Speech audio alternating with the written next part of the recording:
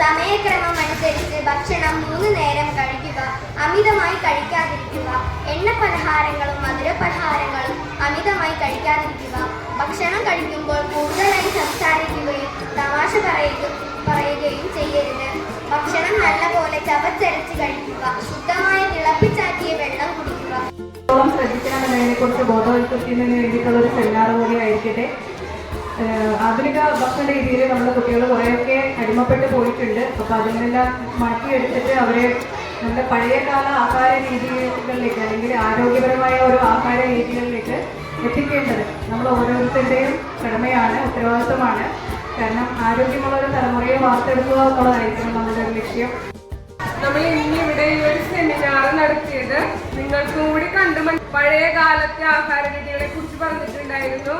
പിന്നെ ഇന്നത്തെ ആഹാര രീതി, മാറിയ ആഹാര രീതിയെ കുറിച്ച് പറഞ്ഞു ഇല്ലേ? ശരിയായ ആരോഗ്യശീലത്തെ കുറിച്ച് പറഞ്ഞു. അതുകൂടാതെ ചെറുധാന്യങ്ങളുടെ വർഷം കൂടിയാണ് ഇത്. അപ്പോ ഈ ഒരു ആഹാരത്തെ കൂടി നമ്മുടെ ജീവിത രീതിയിൽ ഉൾപ്പെടുത്തേണ്ടതിന്റെ ആവശ്യകതയും നമ്മൾ മനസ്സിലാക്കണം.